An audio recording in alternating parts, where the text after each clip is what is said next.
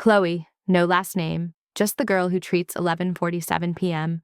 like prime productivity hour because sleep is for people who aren't vibrating with restless energy, and 2 years of almost, stands barefoot in the middle of her living room surrounded by chaos. Half-unpacked boxes tower like drunk skyscrapers. Fairy lights glow soft gold across the walls.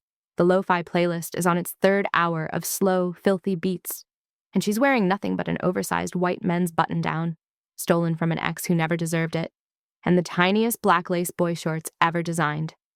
The shirt is unbuttoned just enough to flash skin when she moves, sleeves rolled to her elbows, hem skimming the tops of her thighs.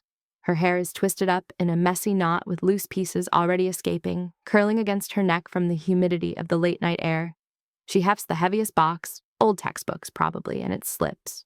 The crash is catastrophic. Books avalanche across the hardwood, the box thuds like a body, and the sound ricochets through the entire floor. She freezes, heart in her throat, whispering every curse word she knows in alphabetical order. Silence. Then 3 soft, deliberate knocks.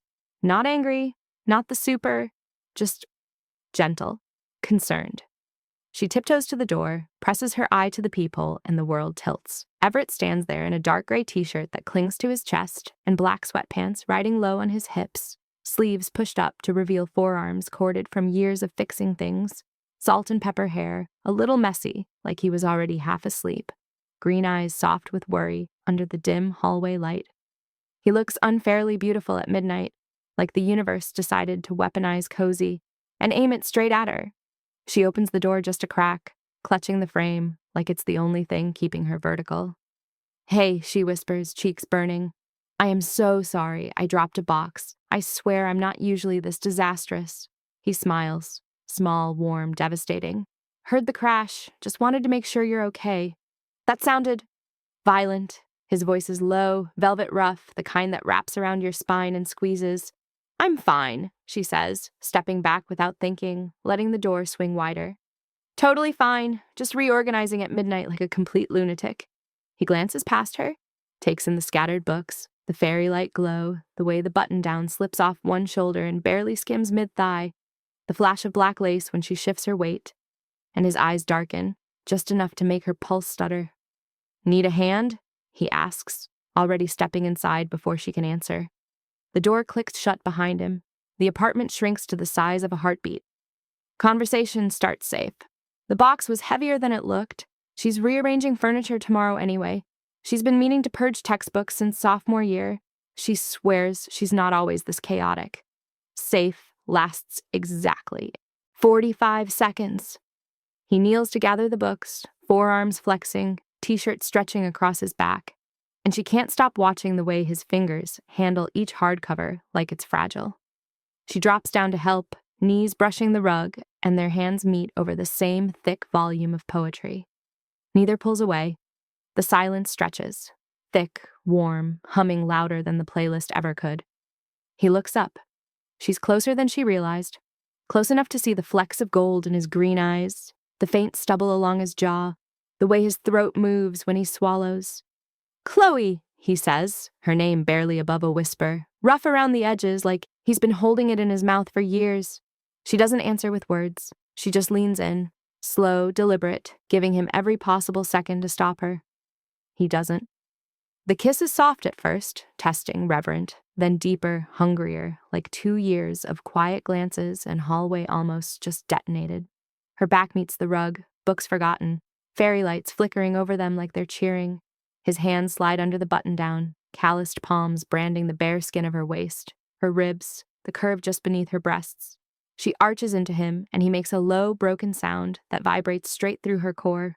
Round one is fast and frantic, right there on the living room floor, her legs wrapped around his waist, buttons popping, his mouth on her throat, the playlist still humming like it's personally invested. Round 2 is slower. On the couch, city lights striping us through the blinds, the button-down lost somewhere near the coffee table, his t-shirt joining it, her nails carving half-moons into his shoulders, while he maps every inch of her like he's been starving and she's the first meal he's allowed himself in years. Round 3 is against the hallway wall, her back to the cool paint, his hands under her thighs lifting her like she weighs nothing, the rhythm deep and relentless until her voice cracks on his name and the entire building probably hears. Round 4 is in her bed. Sheets destroyed, windows fogged, moonlight painting them silver. Slower this time, worshipful. Like they have all the time they've spent pretending they didn't want this. 8 a.m. We're in the kitchen, her sitting on the counter wearing nothing but his t-shirt now, legs wrapped loosely around his hips, him feeding her strawberries dipped in melted chocolate while the city sleeps outside. Every time she leans forward, the fabric brushes her skin and his breath catches like it's the first time all over again. 12 a.m. We're in the shower. To clean up, we don't. Water pounds hot on their shoulders, steam thick, her back against the tile, his mouth on her neck, her fingers tangled in his wet hair, the sound of water and breath and whispered names echoing louder than any box ever could. A.M. We're on the balcony, wrapped in one blanket and nothing else, her back too. His front, his mouth at the spot where neck meets shoulder, the cold night air raising goosebumps everywhere except where his hands are. The city is quiet below, but their breathing isn't. Still making noise? He murmurs against her skin, lips dragging slow, teeth grazing just enough to make her shiver. She turns in his arms, presses her forehead to his, and whispers, only the kind you're allowed to hear from now on. 6:51 a.m. Sunrise leaks through the blinds, painting them gold and wrecked and perfect. They're back on the living room rug where it all started, tangled in the blanket, laughing breathlessly because the only noise complaint now would be from how loud two hearts can beat when they finally match rhythm. 29 a.m. They finally eat. Pancakes, obviously. She's wearing his t-shirt and nothing else. He's in sweatpants and scratches down his back. There's batter on her thigh where he accidentally flicked it. He licks it off. The pancakes get cold. Again. 3 a.m. They're horizontal on the couch, sunlight pouring over them, limbs heavy, smiles lazy. The scattered books are still on the floor, the box still on its side, but somehow everything feels perfectly in place. Chloe winks at the camera, phone propped on the bookshelf where it's been recording since 11:46 p.m., battery clinging to 1%. Red light still bravely glowing, his t-shirt slipping off one shoulder exactly like the button-down did 12 hours ago. And that's how coming to check on the noise became an entire night, an entire morning, an entire life of never being quiet again. Some crashes aren't accidents. Some knocks aren't just concern. Some desires don't whisper. They roar, loud and clear and endless. Like subscribe, ring the bell, comment the last time a gentle knock turned your whole world up to full volume and you never wanted to turn it down.